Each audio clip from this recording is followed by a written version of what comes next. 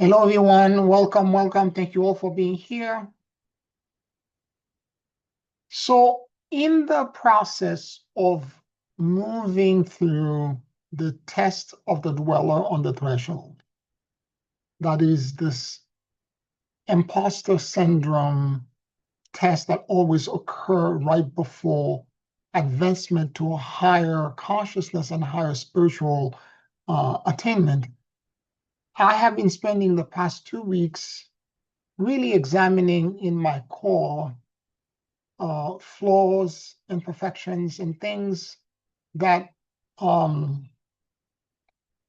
um, may hold the judgment of the accuser, which is the being or the consciousness, the intelligence. And some people will even say the demon that's called the dweller on the threshold, that is trying to resist us, to make us shed or apply tremendous effort so that we can shed the shame and the undeservedness that we're holding that will short circuit us if we were to proceed into a higher consciousness without having done so. And so it serves a purpose. That's what I'm trying to say. So in the process of doing this, especially in the past 2 weeks, I've had this before, but especially in the past 2 weeks, I have experienced a tremendous amount of, the best way to describe it, it was very surprising to me because I wasn't, although I had to deal with this in the past, but I have felt energetically, and it showed up in my dreams, it showed up in all kinds of ways, that I am getting a sense that I am not safe, that there is danger. I'm not safe. I'm not safe. And it's in the last 4 days, it got so big that when I'm in the shower in the morning and it's holding, since it's fear, it's my kidneys and my adrenal, and it hurts so much that I have to bend over and let the rainforest shower, drop hot water in that part of my body to try to open it up and release because it feels so tight and so agitated. Now, when I went inside of myself to try to figure out what's going on, I realized that the state of consciousness that I was in, let's say 2019, before COVID really before lockdown became an issue in March of 2020, I was that state of consciousness where I had certainty, where I had confidence, and I had clarity in everything that I was doing. I was in a completely different state of consciousness past that time. So I'm holding responsibility for that because that's what this test is. It's accountability. What are the reasons for this? What happened? The danger in the world, the sense of like a foreboding. And for me, it's more complicated than the average person because I channeled the fact that there was going to be some sort of issue related to a pandemic that was coming. And when I saw this, it triggered all kinds of things of the actual transmission I received, right? And so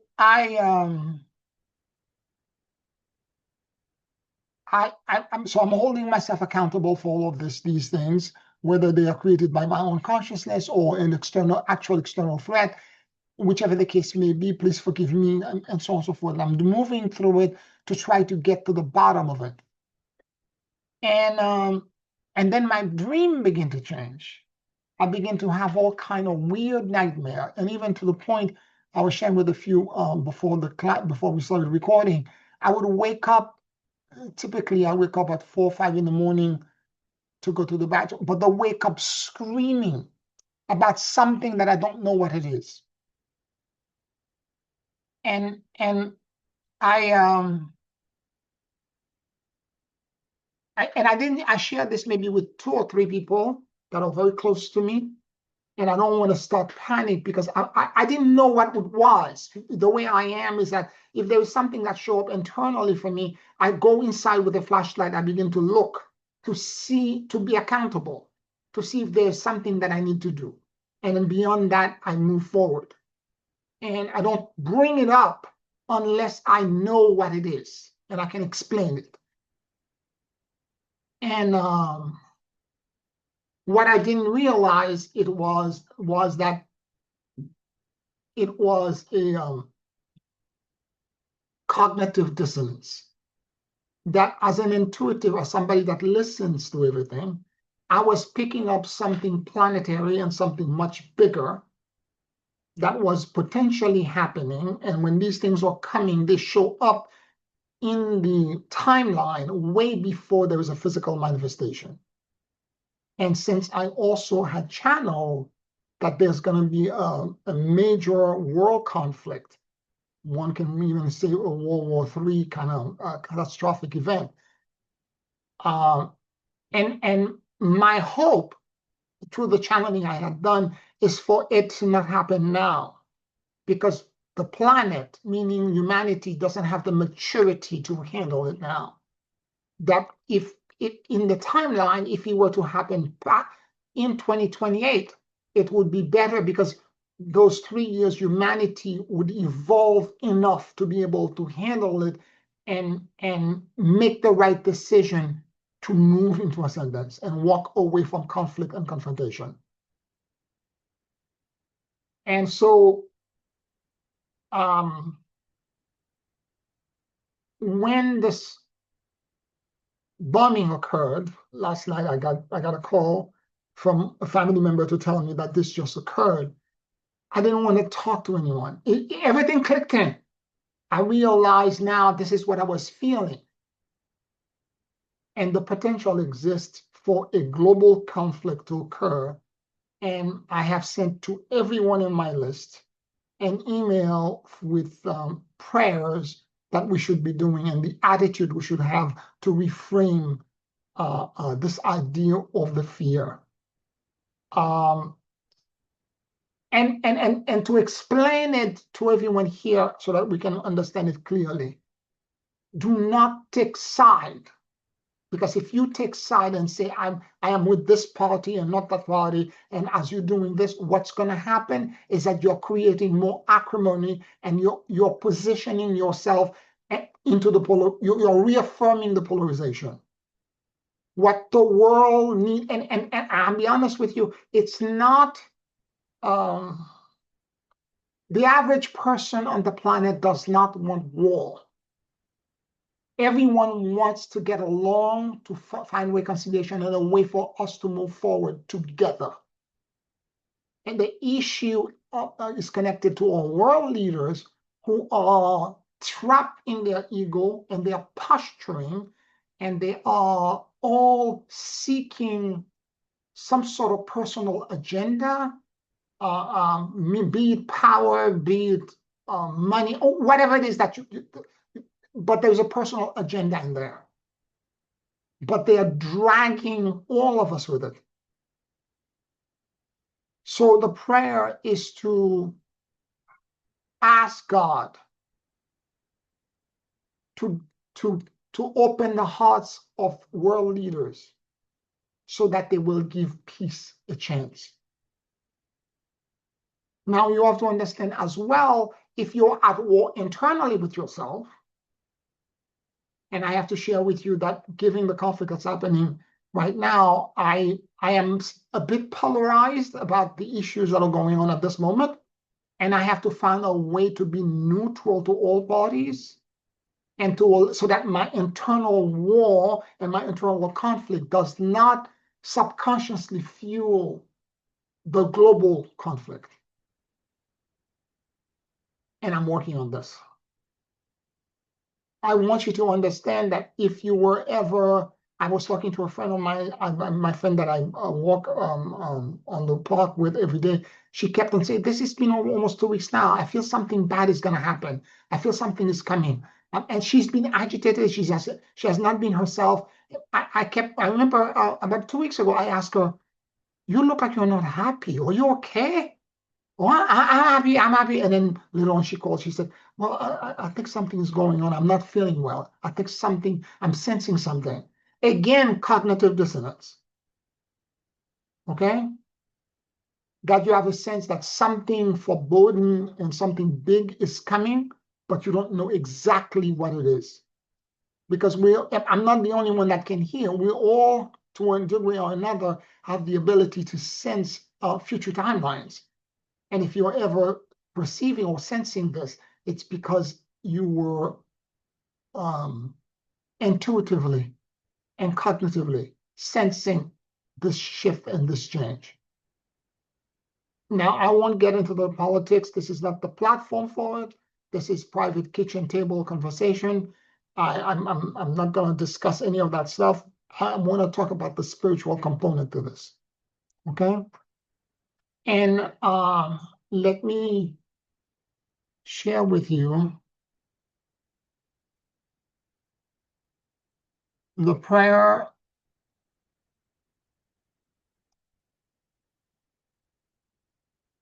for.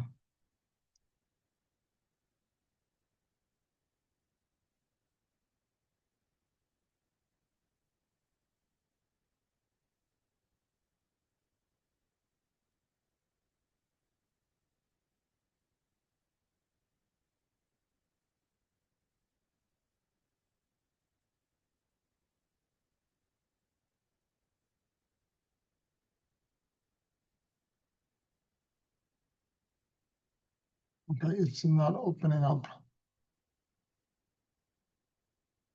Okay, that's fine. I'll just read it from here. This is the email I sent to everyone. Dear family, the world is in crisis. The potential for a great war is here due to the ego and posture of world leaders. The average person does not want war. It is the leaders that are pushing personal agendas. I am asking you to join me in prayer to ask God to intercede and open the hearts of world leaders and give peace a chance. Do not let your ego be triggered by choosing a side. Simply ask God to help the world find peace. Remain neutral and bring the danger and the current state of the world into the blessed field and let God find a perfect solution set. And this is important. The next sentence, it is not your responsibility to fix, lift, repair, or do anything. Let go and let God take over. A prayer offering. Open our heart, Lord, that we may express compassion, kindness to all. Remove fears, hatred, and discord from the earth. Guide all leaders into creating a peaceful and tolerant and loving world. May you inspire humanity into a caring, supportive, and loving tomorrow, for it is sweeter and easier to love than it is to hate. Help us become the foundation of your kingdom. May we become an agent of your peace. Let healing, repair, and love radiate from our heart. Let all men love.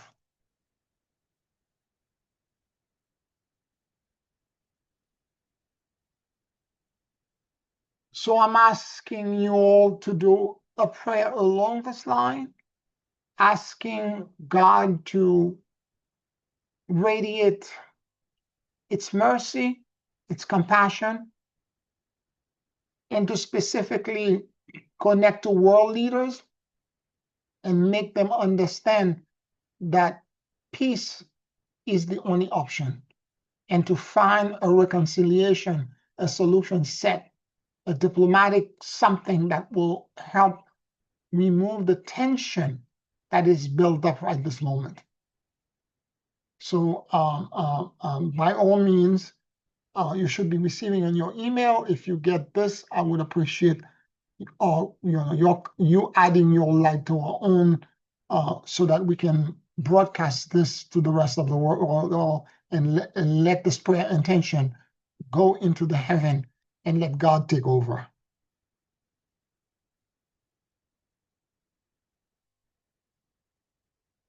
Any questions, any comments about this before I move on? I would just add that if the world and the people in general are not in favor of war, but want peace and understanding and love, that maybe this is going to unite them. This is maybe the tension, the threat of world war that will bring people, as they did for protests recently, that it certainly seemed to trigger a massive response from the people. So I hold out in my heart the thought that that will be the case here, that this is a uniting impetus and not a destructive one. Wonderful. Yes. Thank you. Thank you, Janice. Thank you for that insight. Uh, okay, what I want to talk about now is I want to go a little bit deeper into uh, what ascension is. In my first book, A Primer for Ascension, in chapter 1, I describe the 3 stages of ascension. It is the threefold flame. It is power, love, and wisdom. And they have to be balanced in equal measure. And once you have achieved this, ascendancy is here. Out of those 3, however, the power increase, it's the easiest to achieve within a matter of a year or 2 through Kriya Yoga, Kundalini Yoga, breath control technique, certain kinds of mantra, certain kinds of spiritual practices, etc. Like we're doing now, the torsion field with the guardian lines of light, the beyond time and space. You can easily hit the target of reaching enough increase in power to energetically be at the level of ascendance.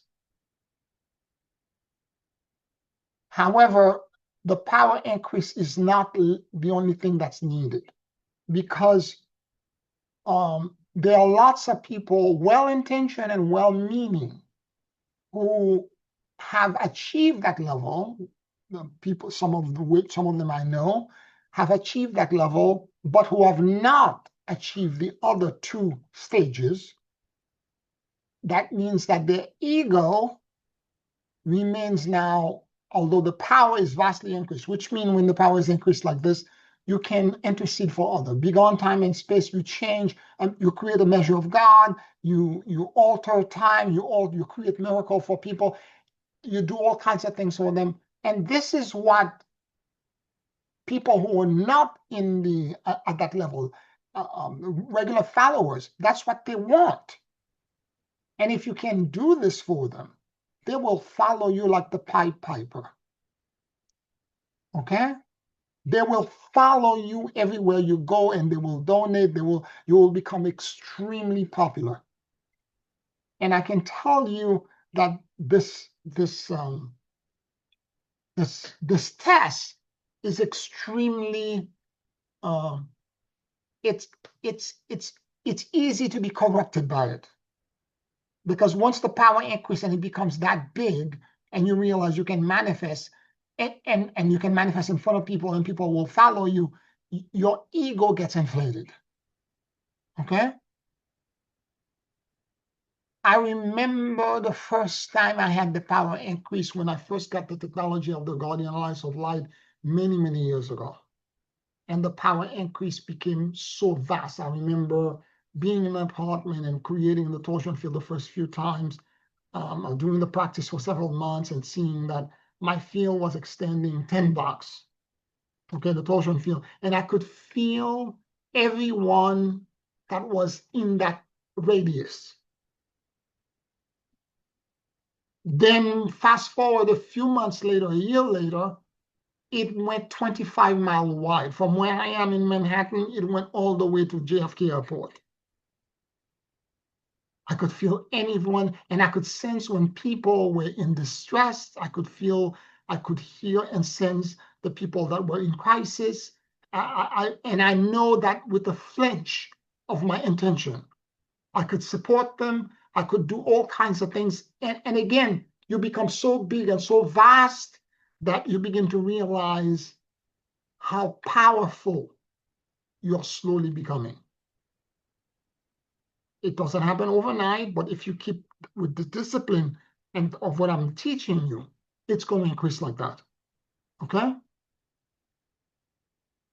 But it is also a trap. It's a huge test because when you get to that moment, it is not just um, your good, your higher emotion that gets inflated. All the subconscious thing that we see now in the dweller on the threshold, including our own undeservedness or anger and rage and mischievous part of ourselves, temptation to lie and to deceive, all of these things that we have buried inside of us are not outside. Think of a genie that was in the bottle. All of a sudden, the bottle is open, everything's outside. It is much more complicated to try to resist something that's buried in the subconscious mind that you can suppress and try to reframe, as opposed to something that extends 25 miles wide. It is much more complicated and much more difficult because one of the things that I noticed, for example, that as I was doing the torsion field 3 to 4, 5 times a day, as I'm walking, doing all the things, I'm doing it all the time. I begin to realize that I just had to think of something, it would happen. Let's say I'm thinking of a sentence and a thought just went into my mind. There's a truck walking by, passing by, and that sentence is written on the truck. That word is right there. Uh, things would manifest so fast that it became clear that it was my subconscious mind, my own consciousness, that was activating it and creating it. But it wasn't just higher stuff. It was petty, low level, low vibration kind of stuff, and thought system judgment, judging people as they're walking down the street. Oh, why is she wearing this? This guy, I think this guy, I don't like this guy at all. I think, and as you are doing all of these judgments, it influenced something. So what I was doing is that as I became this big, I began to walk behind myself. Please forgive me, I love you, and I let go. So when the negative thought flight out of my head and my subconscious mind was activating them, I would ask for forgiveness immediately. I would continue to ask for forgiveness. And it was exhausting. It became incredibly exhausting. And finally, even in my dreams, I was like, please forgive me. I love you and I let go. No, you can't think this way. No, no, you're not allowed. No, you're not allowed. No, no. And because, and what happened? What you resist persists and becomes bigger. And I got to a point where actually it was so complicated for me to do because everything was outside that one night, and my greatest fear was to hurt someone. All I ever wanted to do, because the bigger you become, the more dainty you become. When you're a giant, you have to move gently. And so what I did one night is that I kneeled down, I lit a candle, I kneeled down to the floor, I prostrated myself. I said to God, God, I am not ready for the salvation. Take this cup away from me. I'm not ready. And part of it, it's, okay, I'm going to be honest and completely transparent. I had worked a lot on my negative ego with my teacher, Dr. Joshua David Stone, and I removed a whole bunch of stuff. But there were 4 or 5 things that I left thinking that they were part of my character. I had a sarcastic wit, a kind of biting, kind of like judgment. There were certain things in my personality that I didn't remove because I thought they were part of my character and they made me who I am. Now, this is the foolishness of youth, but that's what I did. And when I elevated, those things became my nemesis. And so that night I prayed and I said to God, I'm not ready. I'm too big. I can't control this. I'm going to hurt somebody. And I cried. I said, God, take this cup away from me. I'm not ready. I went to sleep. And when I woke up in the morning, everything had collapsed back into myself. The vast field, I was back into my body. And it took me another 5 years, 5 or 6 years of work to remove these things or to kind of contain them internally within my own subconscious mind and to restart the process again. The mechanic of the power increase. Now I have to say this and be very honest.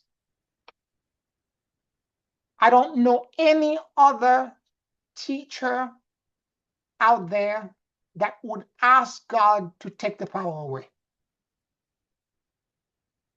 I'm not saying I'm special, but I understand human nature. Because with that power, I was able to manifest. And this is the time where, when I held an event, I remember sharing with some of you that one time I held an event, I think it was December 12, 2012. There were so many people in my apartment. If one person had shown up, I would have to put them and have them sit in the fire escape. People were literally sitting and laying down at my feet. It's the time I could manifest with the blink of an eye.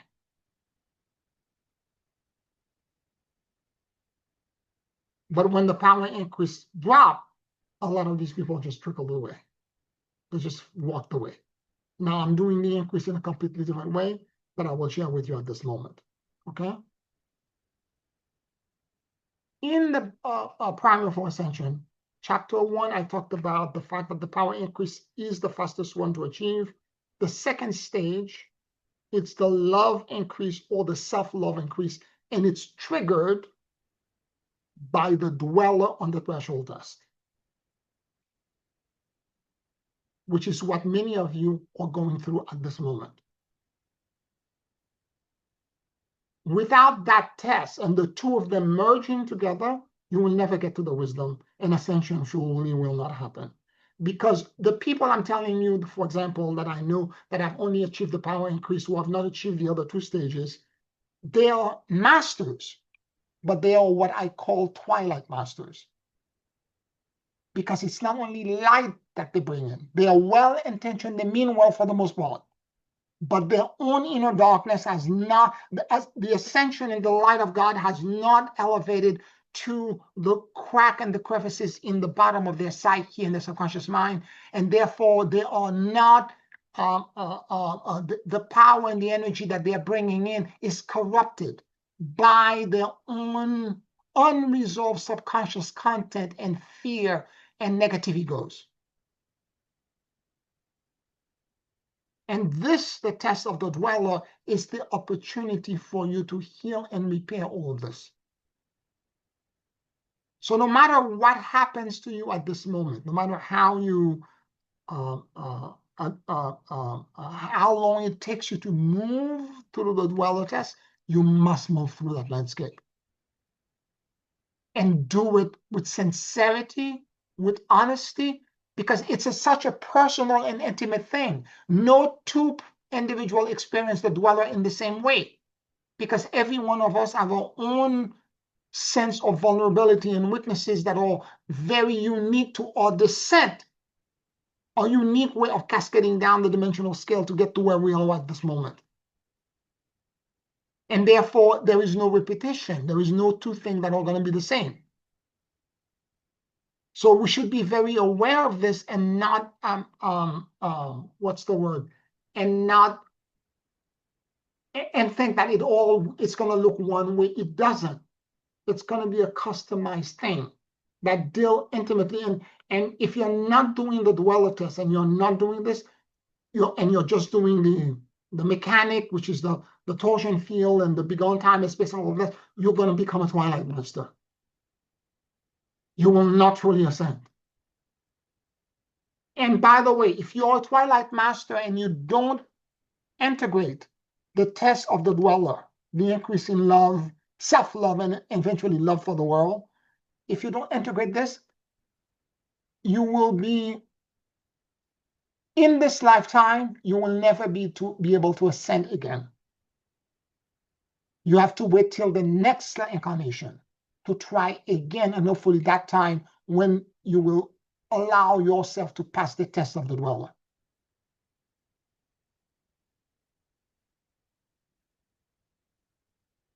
It's important for us to understand the nuances. I'm being completely, I'm putting everything on the table to explain this to you in the most plain. I'm using my personal experiences as well as a way to try to bring, because I know a lot of people that can manifest, as I said. Privately, I can give you a couple of names of people who are able to have the ability to manifest, but they are Twilight Masters because their ego is in the way. And you can tell very easily. Anybody can put a good show, can do a nice presentation, a nice, present and teach and present a good face. But if you look at their own personal lives, how are they dealing with their family and their most intimate collaborators? If they're abusive, you can tell very easily. If there's all kinds of competition and drama and all this that's going on, and this is somebody that has not integrated true ascension, the second stage of of ascension, which is first to love self and remove from the subconscious mind all the cracks and crevices that are creating the doubts that are making you feel that you're undeserving of the light, that are showing you the deficiencies and the flaws and the fractures and the fact that you're still petty and you're still vengeful and you feel that you should retaliate, or you feel and you cannot elevate to get to the wisdom, etc. And the reason why the dweller test is so important, because if you can repair this by the 3 steps that we talked about. First is to forgive yourself, ask God and the ascended masters for forgiveness for you being so human, so vulnerable, and so imperfect.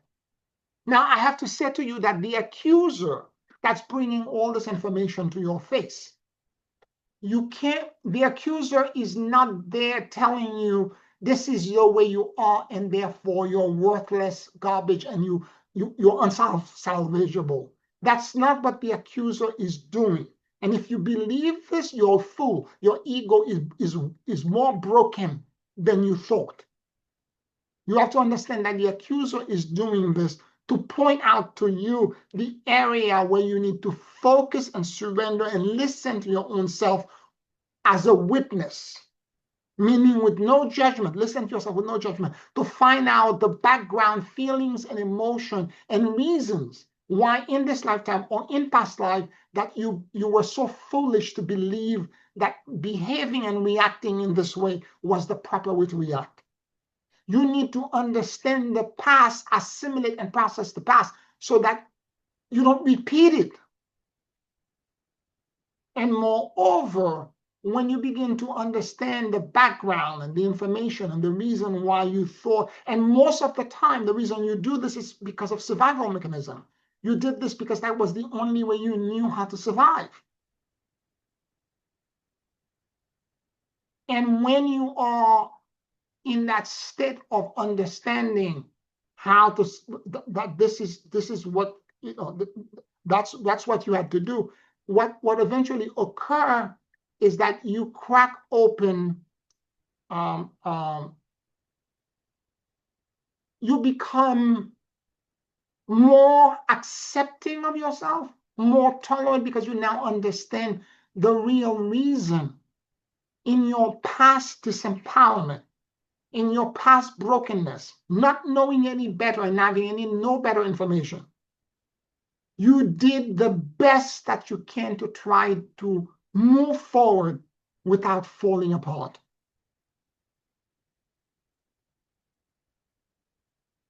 If it is to disconnect to your feeling, to dissociate, if it is whatever it is that you had to do, You black out certain memories so that you don't remember them. Whatever it is that you had to do to survive. But if you're going to reconcile and truly ascend, you need to heal all these things. Because otherwise, when the energy increase happens, all of that will be released to the world. And you will notice that your thoughts, your ideas, and those part of you that are vengeful or that feel threatened, that feel victimized, will create chaos into the world. And to the people around you, it will cause all kinds of disturbance. So once you have reconciled all of this and understand your own self in a way, and it's going to take you by surprise. You think you may understand yourself, but you don't. Because a lot of that stuff has been buried so deep and sitting so long in the shadow, you have no idea what they are.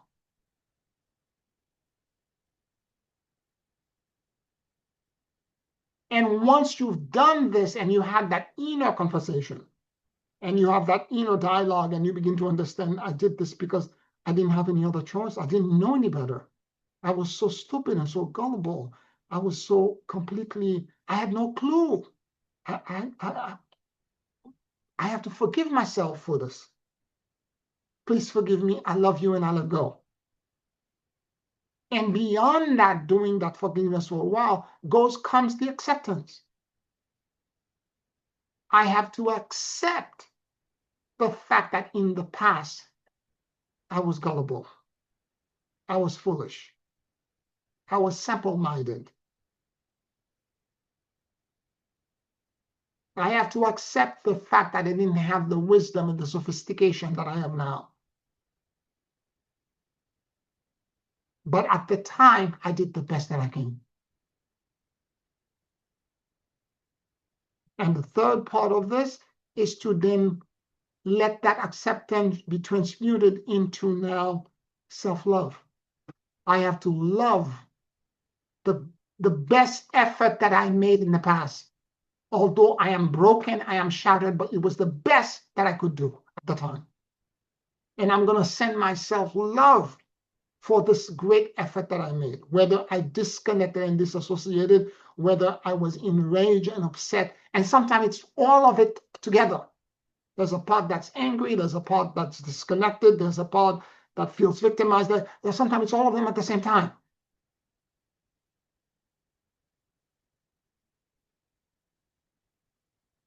And once you are able to love yourself, then the transmutation happens.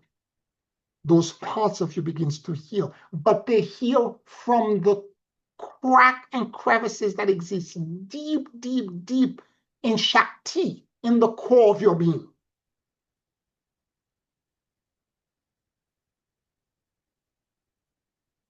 And as it is healing, it will begin to create in you. And some of you have experienced this already. And because it's not one crack on one tissue that you have, there are multiples of them. And once you heal one, there will be a great sense of euphoria. Like you go to sleep, you wake up in the morning, you feel like an ease and a flow, a joy, a jubilance, an ecstasy, like everything feels like they're light. Everything is illuminating you, like unlike anything you have ever felt before. That's a Kundalini rising experience. That means the Kundalini related particularly to this issue, that coil snake that's at the bottom of your spinal cord, the first chakra, rose up and it's now standing on its tail at the nape of your neck. And it's actually radiating light toward your third eye. When I have these moments, when I go to do the torsion field, as I begin to do it, by the time I get to the third or the fourth one, I hear the guardian come back to me and saying very clearly, Pierre, it is already done. Don't waste your time. You're already connected to the rod of Melchizedek. Because when the Kundalini is rising and up, it is the rod of Melchizedek. It's your Antakarana. It's standing up.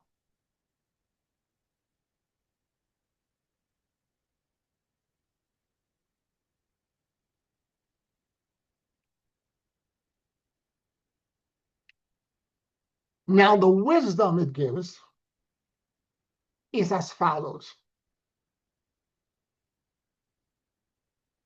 Once you begin to do this work and you begin now to heal these cracks and crevices, you begin to understand the rest of humanity in a way that you never did before. Because the same, your compassion and your empathy to others become immense because you now can see easily how a human being can create these false accesses, can bury things, can suppress things, and can hold their development down to try to survive as a reaction to trauma or to shame and to undeservedness. You can easily perceive it in others, and thus you can listen. You can witness others easily. You can listen to them. You can accept them for where they are without trying to change them and trying to turn them into something else.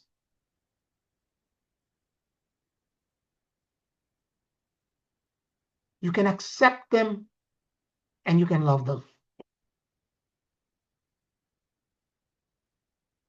And that brings you to the third stage, which is wisdom. And when those three stages are accomplished, power, love and self-love and wisdom, ascension is here.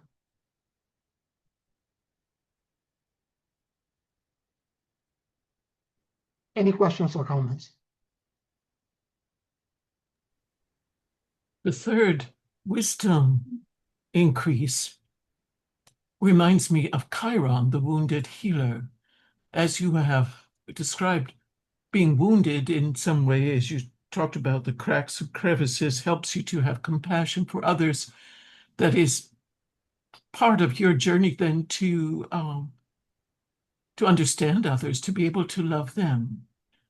In terms of the self-love, the second increase, I wonder if that shouldn't be the first one that we try to achieve rather than the power increase, so that we are not left in a, I would say vulnerable, but dangerous almost place of being bigger and the Twilight Master syndrome come through. I was recently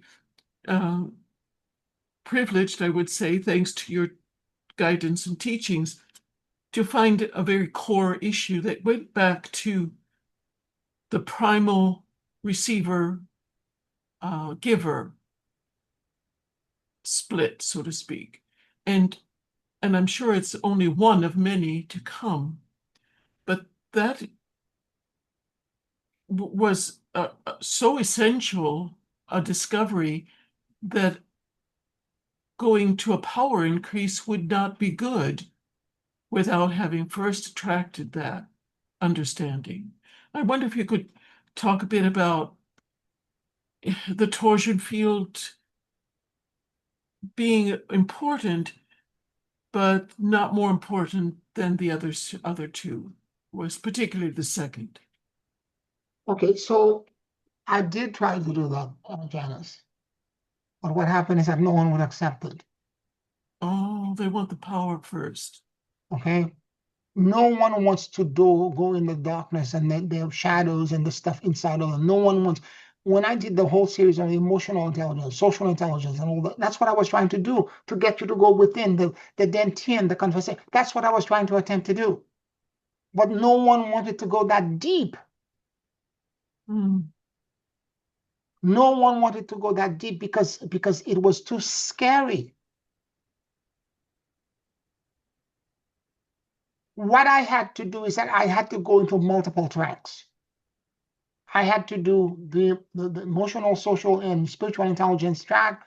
Then at the same time, the torsion field, and and talk about the wisdom, because the wisdom of the mighty I am presence, and also the spiritual intelligence also try to teach you the higher emotion as perceived by other aspects of yourself that already exist in those higher emotions. So it was moving around multiple tracks at the same time and hoping at some point your higher self will bring the dweller test to you. The dweller test doesn't care. You cannot move without doing it. It's when the dweller shows up that you have to face that problem. And you have to go as deep as you can. Well, maybe finding the power increase gives you more, strengthens your ability to face the dweller. Yes, I believe that as well. But I also believe that one of the things that happened is that the deeper I went, the more I went into the accountability and the shadow, the inner work and all that, the more people just would walk out the door and never come back. Hmm. So it has to be jointly done then, but in a way not to overlook the importance of the You second. cannot, they are equally important. All three of them are equally important. You cannot do, and here's the thing. I because the only reason why the beyond time and space mechanic was revealed to me since 2010. Why is it that Lord Melchizedek is asking me to do this only in the past year? Hmm. Hmm. It's because it knew the group body was not ready. Mm. Do you understand? If I had done it back then, many of you, there would be nobody left. Everybody would turn into Twilight Masters immediately. There had to be a certain level for those of you who remain behind, the few of you that remain behind from the number I had before.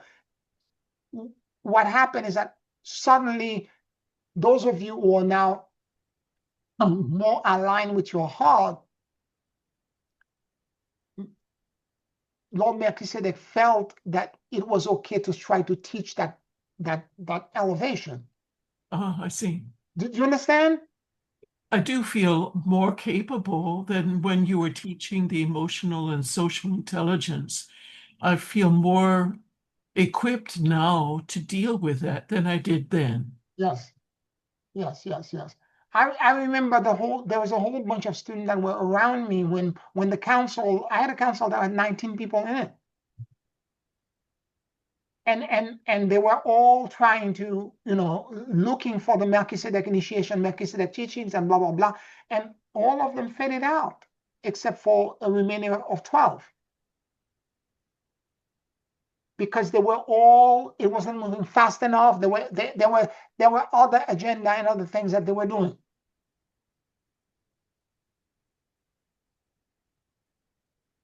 and they had not achieved enough social, emotional, and spiritual intelligence to be worthy of teaching that mechanic I'm teaching right now. Right, right. Wasn't time. Yeah. And everything that they wanted, I can remember specifically about 3 or 4 people that were so gung-ho about this. And they wanted it, they wanted it, they wanted it. And they've been away from the teaching for more than 12, 13 years. Hmm. And all of it is now on the table.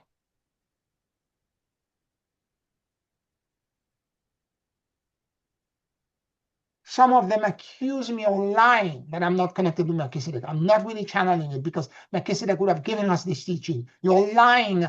I shared this with you before, and I'm bringing it back up again. I had sent an email. Lord Melchizedek in 2011 wanted to do an ascension wave, early part of 2011, January, and he did a channeling. A whole bunch of people were there, and then he said, "You need to ask everyone that's in the council to send an email and to confirm that they're here for the purpose of ascension. Just confirm this and send us an email back." In something like 48 hours, 6 people drop out, and they and they were sending group email, and they were all accusing me of all kinds of things. It was nasty. It was very personal and insulting to me. If I was a different person, I would have cursed them out.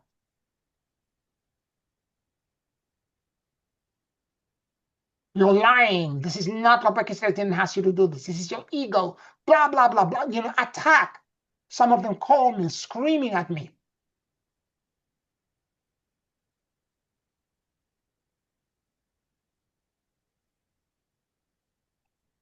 Again, their own trauma that they're projecting onto me, their own subconscious stuff that they're projecting onto me. They're not ready. I understand that, and I understood that. And I have said to you, and I'm continuing to saying this, I have never once, in all the years that I've been doing this, asked anybody to exit the council that I have created. They have walked out of their own accord, by their own stuff, realizing this is not for me at this moment. Some of them have returned.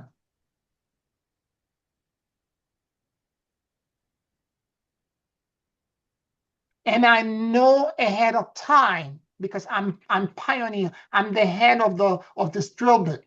I'm pioneering this. So before anybody leaves in meditation, I would hear very clearly Lord Melchizedek saying to me, this person is the next person that's going to exit. And I just sit down and witness until they finally leave. Well, maybe they will come around and be Yes, ready in some future moment. yes, And I'm yes. sorry that offended, that offense happened.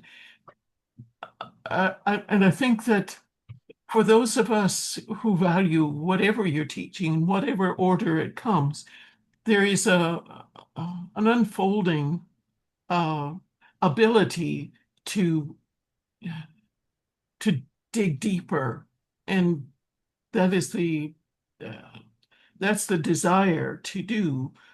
But I just want to make sure that we don't lose sight of the importance of the second increase for ascension.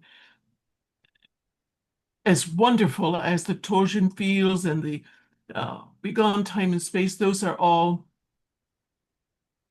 for me right now, the more important thing is digging deep within me. I second that, second and third and fourth that motion. Okay. I don't know how else to explain this to people. It is the most important thing that you can do Thank because you. the healing is so real and so deep and so profound that there are no words to describe it. And when you go back to the torsion field to do it, you can accomplish so much more. Yes.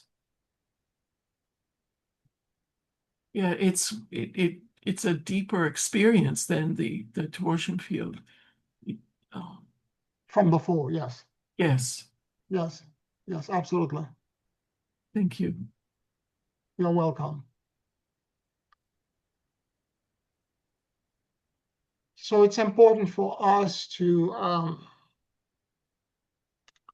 acknowledge, and again, thank you, Janice, for bringing this up because to my mind, this is the most profound thing that you need to do. And the thing about it is that it's not something you can read in a book. It's not something intellectual. It's an internal conversation between yourself and the deep and profound wound and trauma that exists in your core. Now, I've had students of mine who are moving through the test or asking me, what question should I ask this part of myself? I don't know what's going to come up. I've trained you for all of these years. You should be versed enough to be able to sit down with that part of yourself and query it and ask conversation and begin to feel your way through it.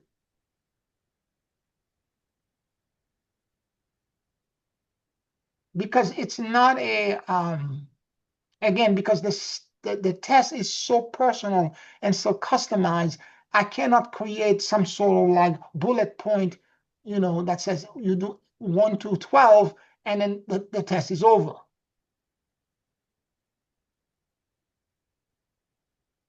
You need to sit down with yourself and figure out as you're beginning to feel that whatever the disempowerment is, it's not just shame, but it's connected to something else. It's connected to lack of self-love. It's connected to uh, uh, uh, uh, being unsafe. It's connected to feeling vulnerable and feeling whatever the emotion is, or feeling victimized. And this is the reason why I did this in the past. And and and the insight, and Janice, you can confirm this as well, is that when you connect to these things in such a deep way, you you begin to understand yourself in a way you never did before. It explains everything in your life up to that point. Like, this is my character. This is why I've been unable to achieve this or accomplish this. This is the way, this is why in all my life I've been unable to accept this. Everything clicks. Oh, yes, it answered so many questions. Why? Yes. And that kind of healing, you can't fake it. It's not an intellectual thing.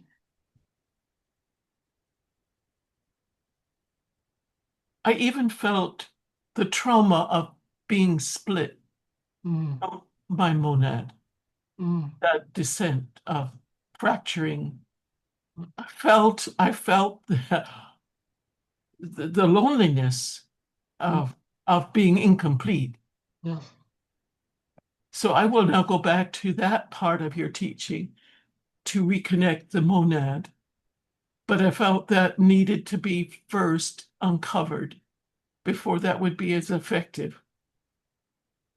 Anyway, it's a personal journey as well. As you were saying, those are the guidelines. There's the wonderful protocols that you've offered, but you have to explore in the order that's personally right for you as the individual that you are, I think. And as it is showing up as well.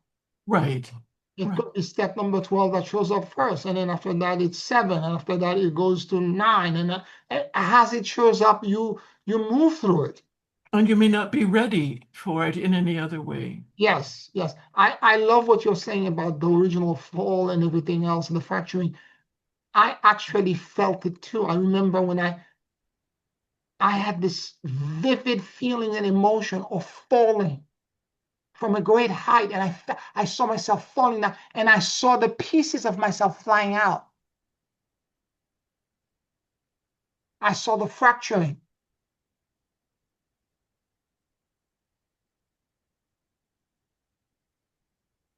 When you have that kind of experience, it's not somebody telling you. Right, right. It's so personal and so intimate that it stays with you in a way that cannot be described in words.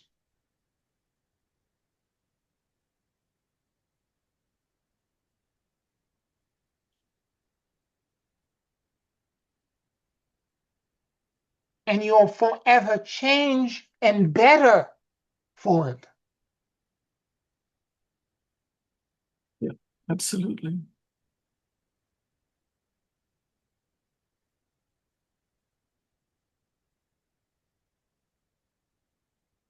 And therefore, you're also more compassionate to others, I more was just gonna, understanding. I was just gonna say the same thing. You can understand others better. Yeah, you have more heart, more compassion. You understand the entire plight of humanity, why we are behaving in the manner that we do. When somebody is throwing a tantrum like a little child, you understand why they're doing it. Because that was you at some point too. Right, right. Anyway, I just want to say I'm grateful. I'm grateful to you, Pierre. You're welcome. You're welcome. And you're gonna have dreams. Let me just say this here, just in the event that this happens to you. Um, and you don't understand that this is a negative dream per se. Um, I had a dream part of like I don't remember when last week, but it was that I was about to wake up and I saw myself on the bed where I was sleeping. I was very cognizant of where I am, where my body was, and there were all these small snakes. They were about maybe 2 feet long, 24 inches, and they were completely pink, tiny, the size of my little finger, and there were multiple of them, and they were all over my body, and some of them were trying to bite me. And for whatever reason, their venom, there was one of them that was on my big thumb, their venom was not hurting me. And in the dream, it was very clear to me that I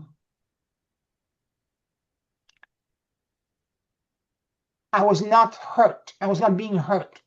And it wasn't necessarily negative. Although when I finally woke up, I thought, what am I doing with snake? I must have a lot of snakes in my life. People trying to hurt me. My paranoia took over, okay? But when I went back to the way I felt in the dream, I didn't feel threatened. And in the morning, I spoke with somebody, asked them for advice. From a Tibetan point of view, snakes are not negative things. If you remember, Shiva is sitting with a snake coil around his neck, a cobra. And the snake represents the Kundalini. It's the Antakarana. And during my meditation that morning, as I sat and did all my practice, the mantras and everything else, and I finally did the torsion field, as I was doing the torsion field, what was happening for me? First torsion field got created. The energy comes from the core of the earth, counter-rotating, moving through my core and passing through. As it passed through, I saw a small snake. Okay? Rising up to the top of the fourth dimensional body. Then suddenly, when the second guardian came in, the energy started descending. There was another small snake. So I understood now that the multiple little snakes were all the central axis of each of the torsion field that were trying to nest on top of me.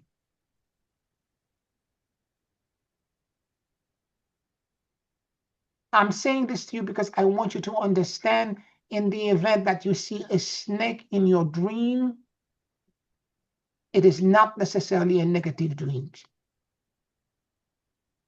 It might end up having a positive, because the whole Rainbow Bridge, it's a gigantic snake that's rising all the way back to God. Any other questions or comments?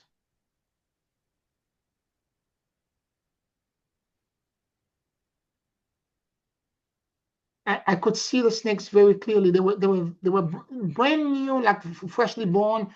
Their skin was very pinkish. I could see the little vein, they were almost transparent, with their little mouth, like tiny, tiny, tiny.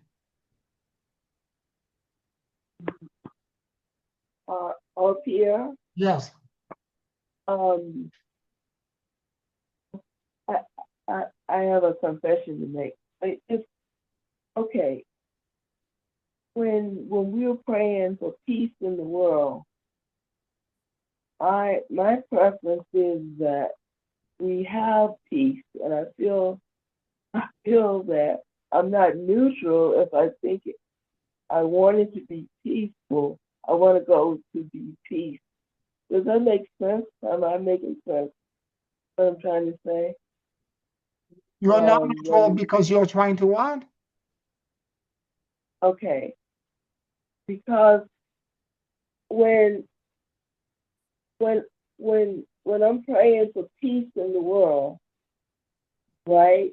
Mm-hmm. My preference is to have peace in the world. So when I see the things that are happening that's not peaceful, I'm like, I do the whole no prayer to it and all that, but I still want it to be peace in the world. I mean, is that a preference? Is that preference okay? I guess I should be asking. Am I making okay? I don't know. I'm Oh, if you're praying for peace, okay, okay, there's not just war in the world, there are places where there's peace as well, okay? For example, the Kingdom of right. Bhutan has an entire ministry, instead of the GPT, or the gross national product, they measure the gross national happiness of the people there. That's the way the kingdom exists. But it's way up in the mountain. It's a small country of 800,000 people. There are places in the world Right. where there is, generally speaking, a sense of being more peaceful. But if we're talking about planetary peace, that's Uh-huh. a different story. There are agents and people out there who are attempting, at least as currently as we see it, to unravel it, to create chaos, to agitate. Right. Uh-huh. Okay. So what we're doing is that we're asking God to change the heart of these leaders, to bring them into an understanding where reconciliation and diplomatic stuff is becomes a paramount, as opposed to just pushing a button and saying kill or drop a bomb. Okay. All right. Thank you. Mhm. That raised to me a question, if I may, pardon me, what Bobby, you were saying. Yes. It's like when you're ill, you believe you focus on being well, so that you're not thinking of yourself as being ill, you think of yourself as being healthy. So maybe in this crisis of a global threat such as this, similarly, we shouldn't project war or discord. We should think of the global situation as being at peace. Is Yes. that maybe what you were talking about, Bobby? Yes. That's my preference. Right. Okay. Well, Yes. yes, yes, that part is true. So Mhm. if internally inside of you, every part of you is already at peace, then project, okay, what is that old thing, the healing that I ask you to do all the time? May the peace and the serenity that I know pass on to you. Do that toward the world. Right. Okay. Okay. Do you understand? All If right. you're Thank already you. at peace, because the point is that right now, a lot of people who see my email that I just sent out are not at peace. They are Uh-huh. charged. They are Okay. charged. They have a side that they're choosing. Okay. Okay. But if All right. you're already Thank at you. peace, all you have to do is that may the peace, the serenity, and the liberation that I know pass on to the world, and just project it and let it be sent to the world. Okay. That will be Thank you. your way of doing what they are in Tibetan Buddhism, in Hinduism they call it seva, seva, which is the service. Okay. Thank you. Yeah, Say it again, Pierre. May the peace, the liberation, and the what? the peace, the serenity, and the Sorry. liberation, Oh, that I Right. pass on to you. thank you. Okay. I Thank know you. for a fact now I'm not completely neutral. Okay, because I'm thinking to myself that there is a right side, there's a wrong side, and I'm Mhm. acknowledging this in myself. And I need to Okay. be more neutral, and ask God to give me the neutrality and stay neutral, and then pray for world peace and pray that Okay. the leaders of the world give peace a chance. Okay. Thank you. Okay. Isn't Yeah. isn't Okay. that the dweller on the threshold, though?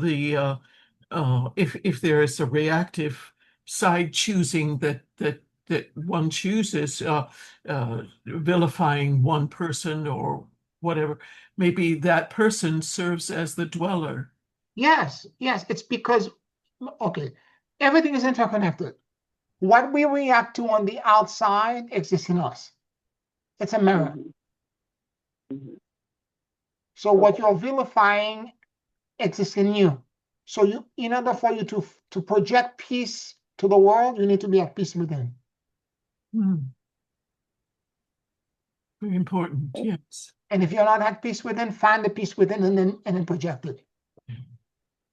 And for Okay. those Thank you.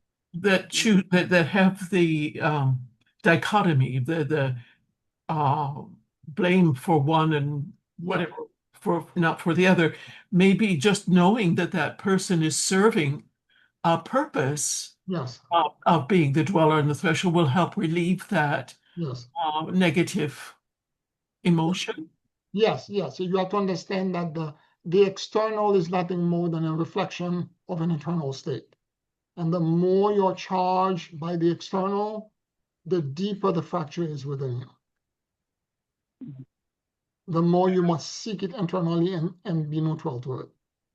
But also to see that person that you might be vilifying as playing an important role Yes, so that there can be a clearing, just as we are doing internally yes. to clear our cracks and crevices. You said maybe that individual is as the dweller, as a symbol of the dweller on the threshold, serving a purpose. That person is the catalyst.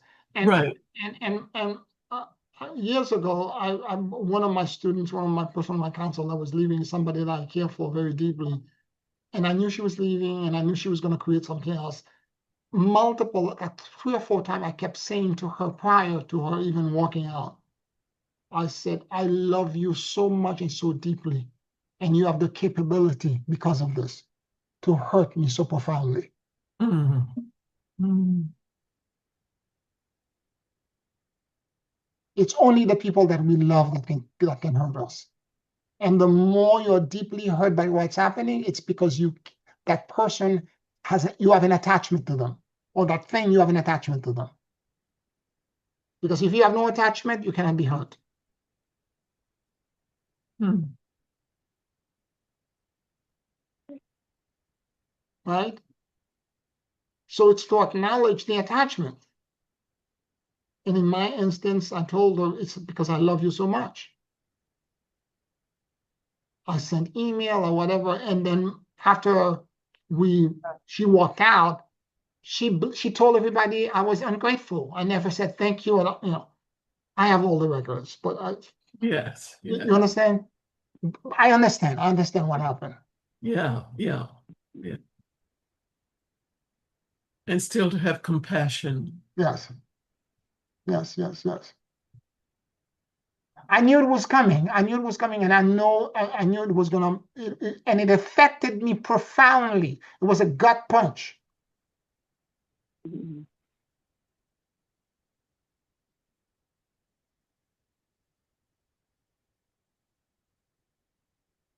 Any other questions or comments?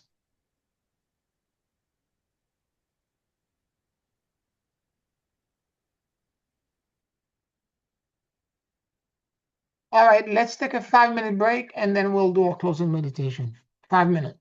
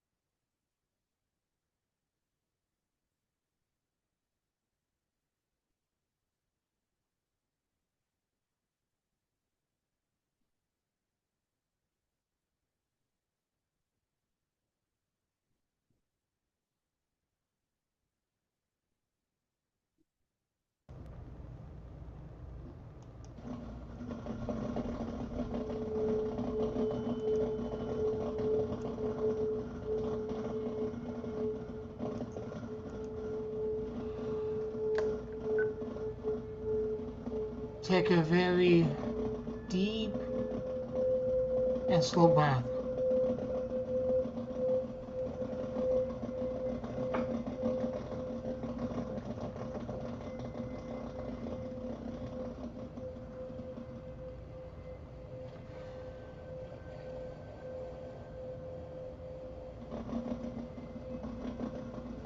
And as you inhale and exhale deeply and slowly,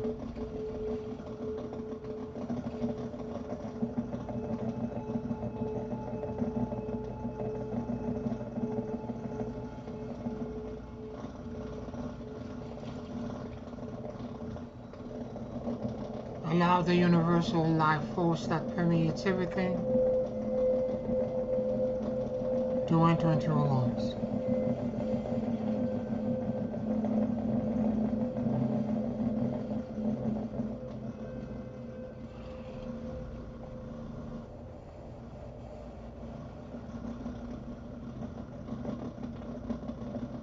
Keep breathing deeply and slowly.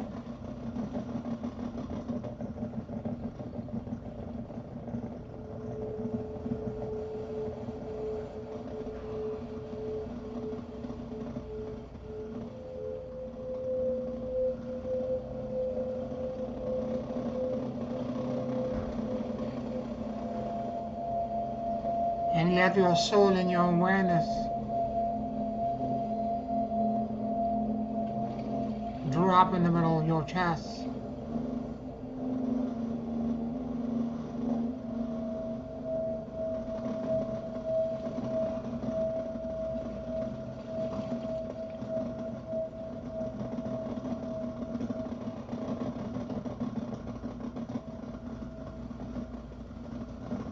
Please forgive me.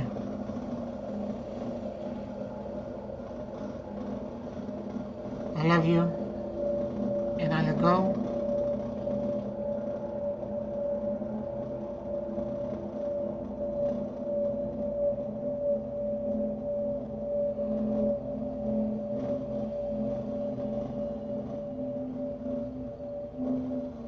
Please forgive me.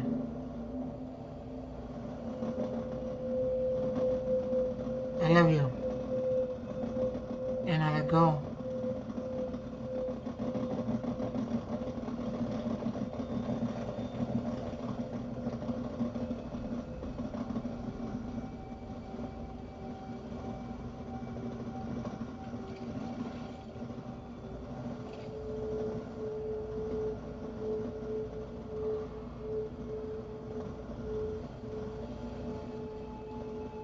Let your mind and your heart sync with each other.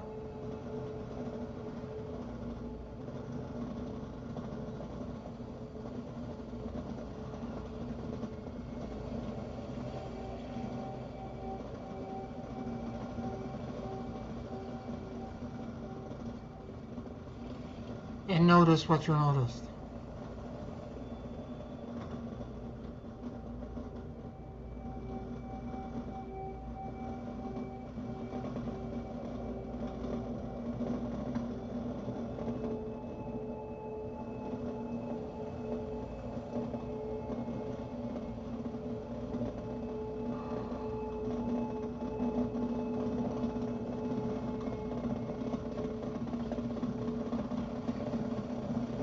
Please forgive me.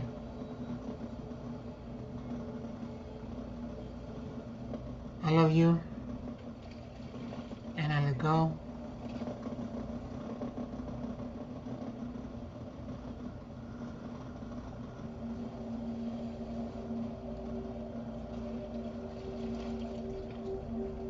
Please forgive me.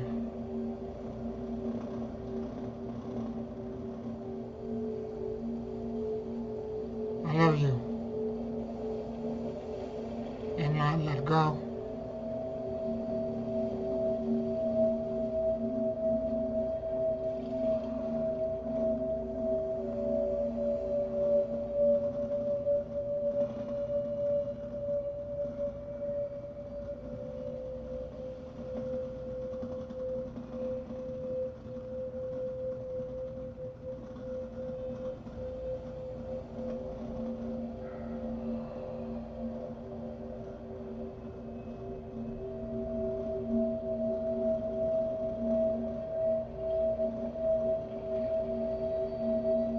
Listen.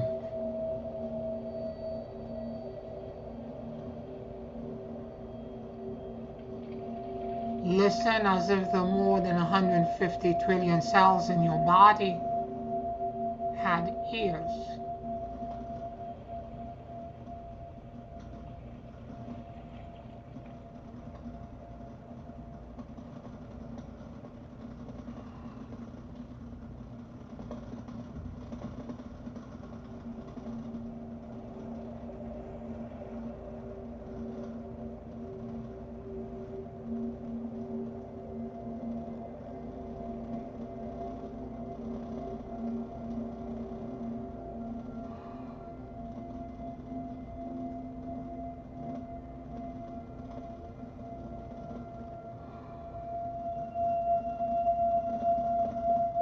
Become aware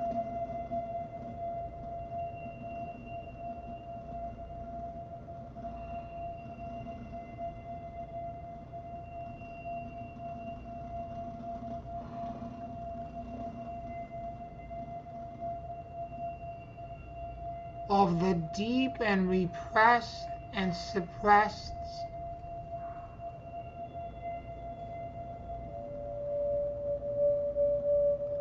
imposter syndrome core issues.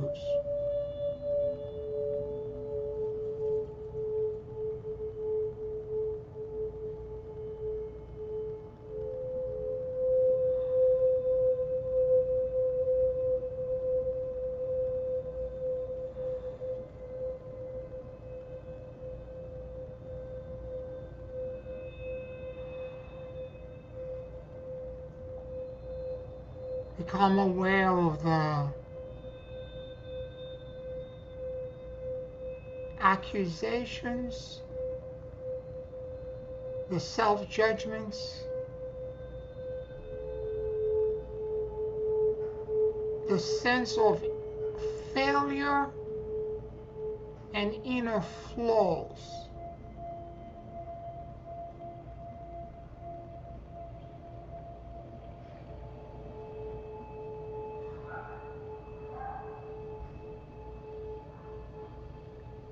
That exists in your core.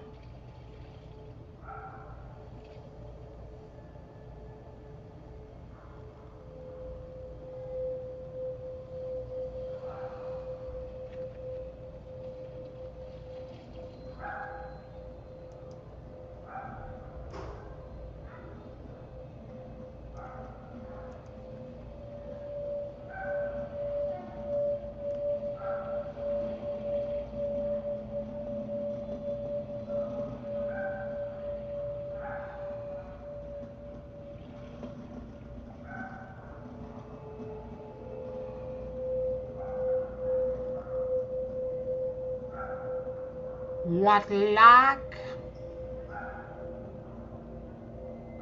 incompleteness, imperfections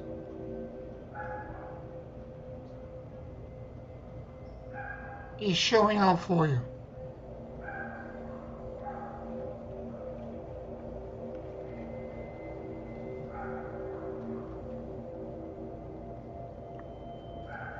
Become aware of the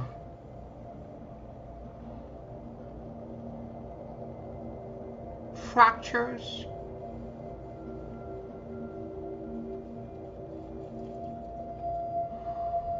brokenness from this lifetime and from all past lifetimes.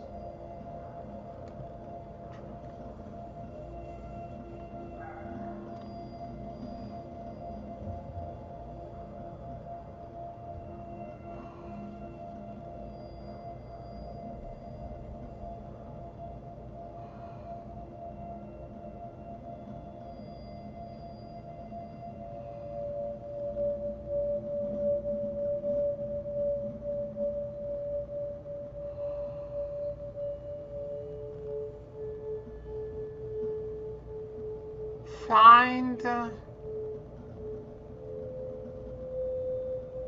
the false beliefs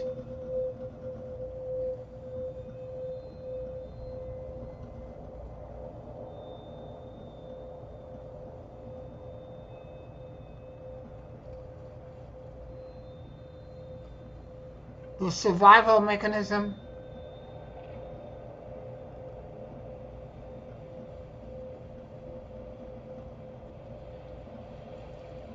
and the awkward adaptation method used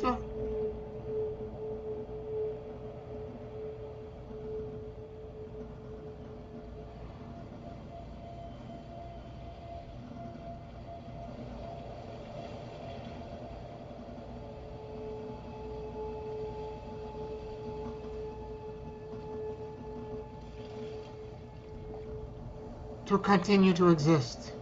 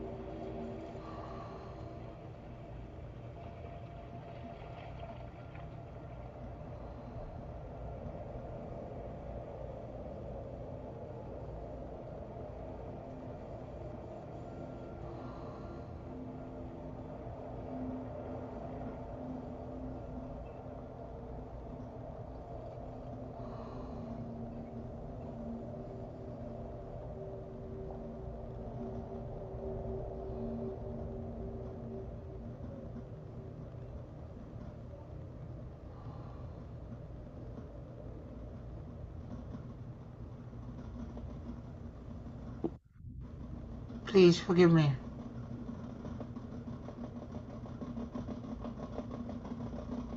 I love you, and I let go.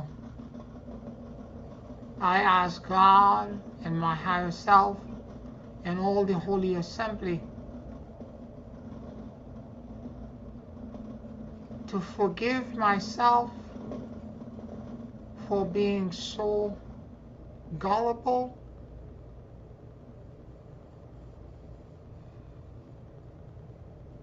so flawed, so foolish in my attempt to survive.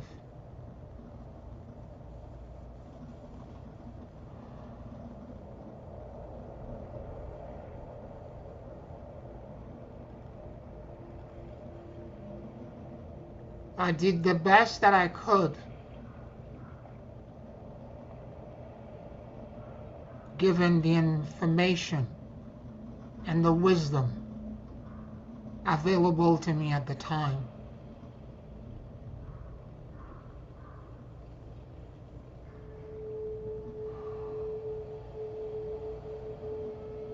Please forgive me.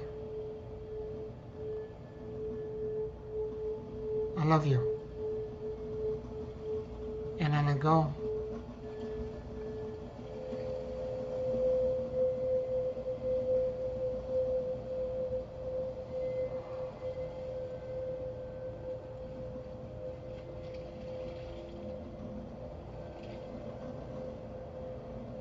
Please forgive me.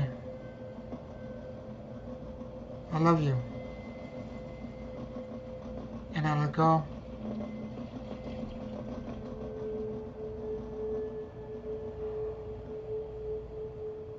Please forgive me. I love you, and I let go.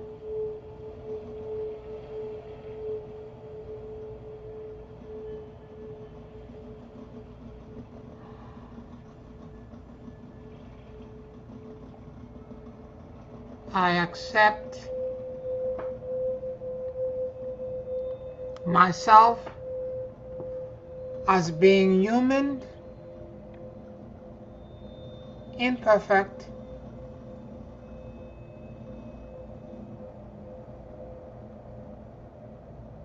and a work in progress. I accept every part of me, even the brokenness, as being precious jewels and precious parts of my psyche.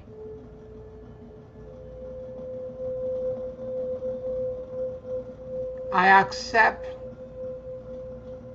every part of my being, my subconscious mind, my consciousness. I accept me completely.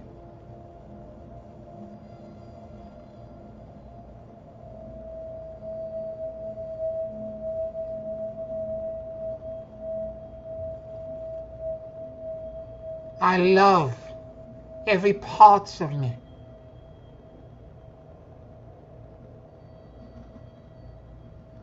I love all my brokenness as being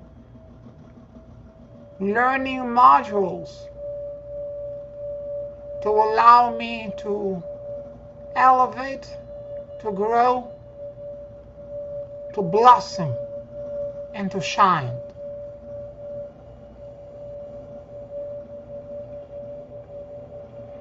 I love myself unconditionally.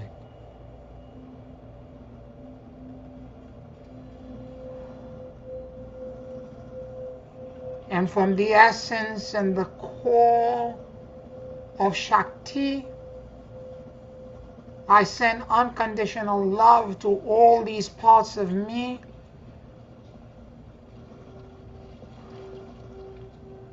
and may they be healed by this precious motherly love and care, and let them be repaired to become my strength, my wisdom, my power, and my assets.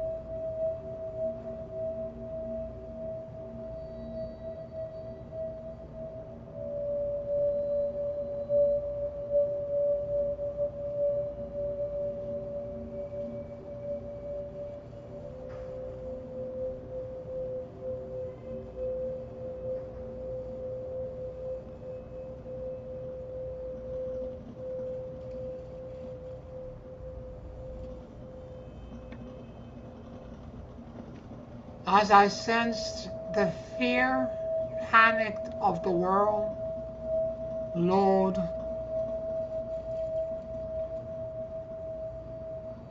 grant me the detachment not to empath the fear.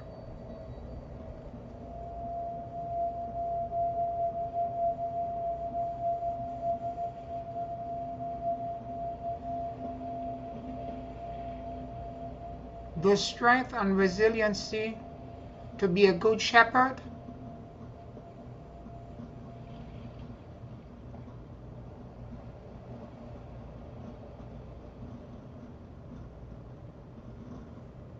the patience to help humanity navigate the storm.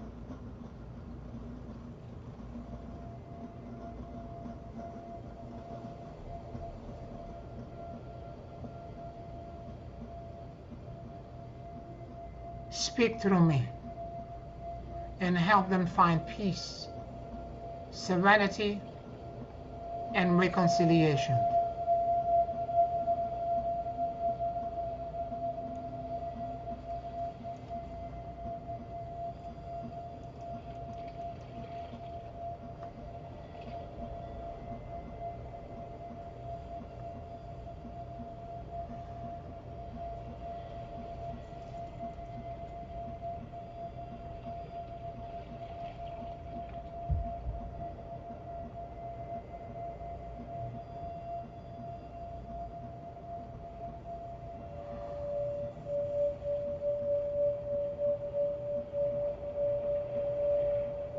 Help me show them neutrality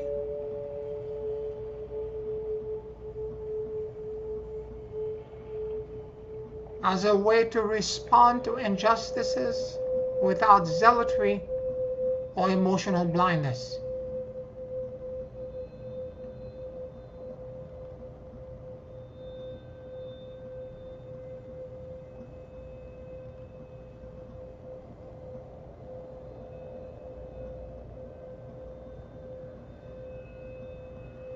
For responding to fears with fear creates an equally toxic dynamic.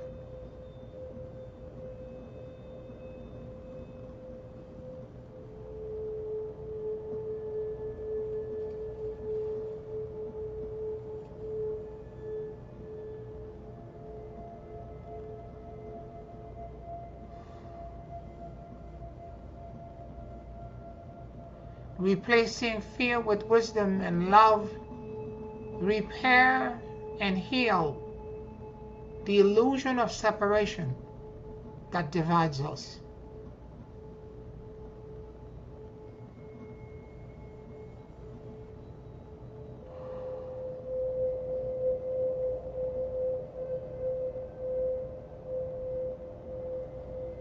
Lord, I am not certain that I can accomplish this task, for I am just a man. But in you, Lord, I completely surrender myself and my mission.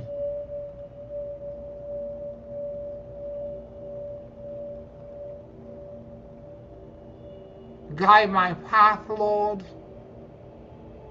and fortify me, that I may do your work and help heal humanity.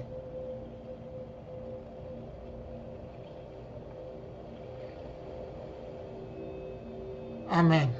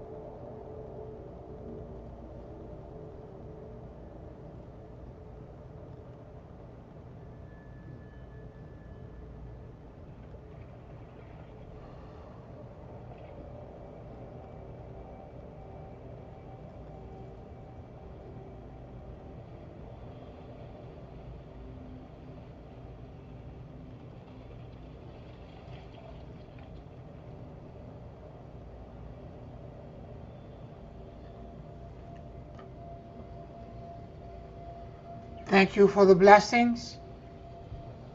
I accept the gifts and I receive with gratitude. Thank you for the blessings. I accept the gifts and I receive with gratitude. Thank you for the blessings. I accept the gifts and I receive with gratitude. Take a very deep and slow breath, and whenever you feel ready, you can open your eyes.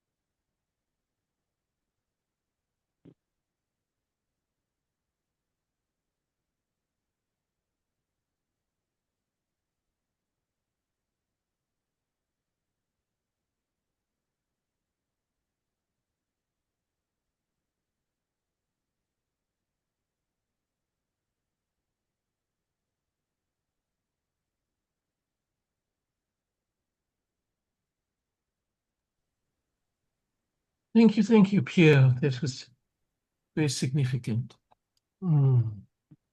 You're welcome, Janice. I want to thank all of you for listening tonight and for participating in the class. Like this video, subscribe to the channel. I want to thank all my patrons on Patreon, and I'll talk to you next week. Have a blessed week this week, everyone. Let's pray for the world. Love you all. Thank you. Love you too. Good night, everyone. Mm.